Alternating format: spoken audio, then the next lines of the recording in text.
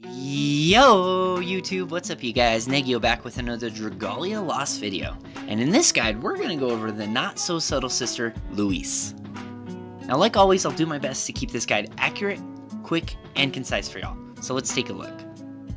Louise was a 5-star summonable adventurer on the Winds of Hope banner, and now since coming on, she's been added to the main pool. Louise is a wind bow support type unit, featuring a max attack of 470. And a very nice max HP of 805. Now Louise's kit revolves around poison, so let's break it down. Her first skill, Piercing Wind, inflicts wind damage to enemies in a line and also inflicts poison without fail. It has a relatively low SP cost and medium iframes. Her second skill, Arrow Shower, also inflicts wind damage to enemies in a line, and playing off of her first skill, poison foes take extra damage. This skill has a relatively high SP cost and medium iframes. Both skills, being very nice, inflict damage to enemies in a line. This pierces through enemies, hitting all enemies in line of the shot, and they both have a decent range. Now moving on to her abilities, her first ability is Overdrive Punisher plus 10%, upgraded into plus 13%. This ability increases the damage done to enemies in the overdrive state. Louise is exceptional when it comes to attacking enemies in this state.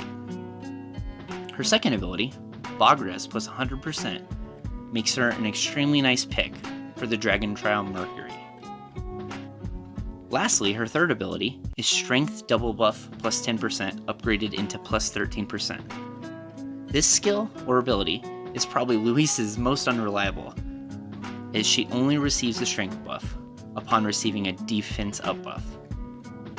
Now this can be provided by outside sources like Lowen and Eileen, both who fit nicely onto a win team. Now, like all 5-star bow units, her co-ability is Skill Haste plus 8%, upgradable into a plus 15%. Overall, Louise is a reliable bow unit, capable of DPS and great mobility.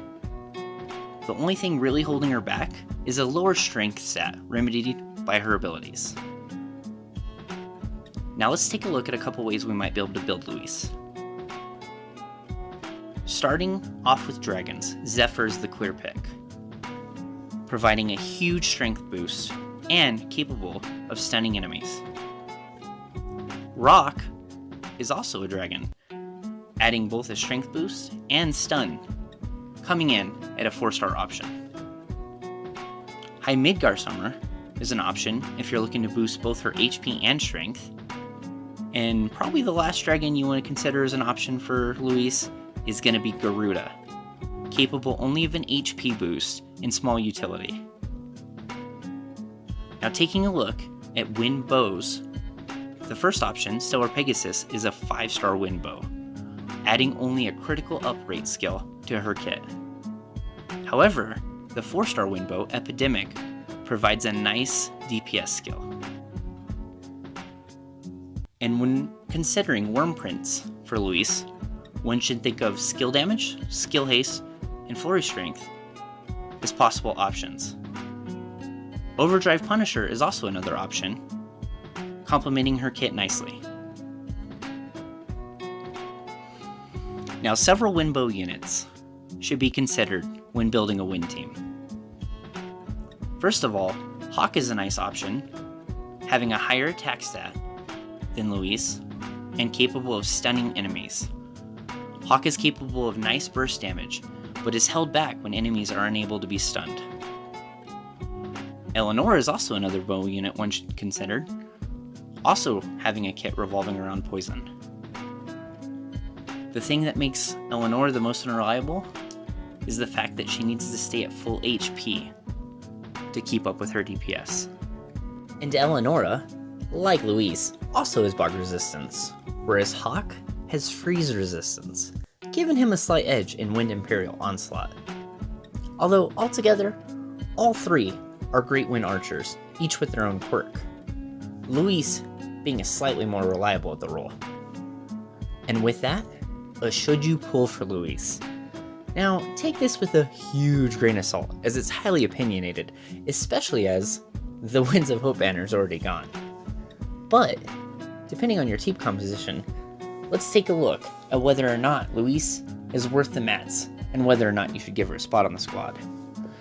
Now, again, looking at your team, if you already have Maribel, and or if you already have Musashi, both are great units. Both with high DPS, and both really good at what they do. Now where Louise shines is her ranged DPS. If that's a playstyle you like, staying back, staying out of the AoEs, and on some boards it's fantastic, being able to pepper the enemy and be extremely mobile. Louise has a cool design, really neat art, albeit some weird quirks, especially when it comes to her brother complex. She's great in the Dragon Trail Mercury, and should we ever get it, I'm assuming Bog Resistance is going to be a necessity for the high Mercury Dragon Trail. And with that, the outlook for Louise is pretty good. She's usable now, and it looks like she's going to be usable for a long while to come. Well, I hope this guide was useful. Thanks for tuning in, and I will catch you all next time. Bye!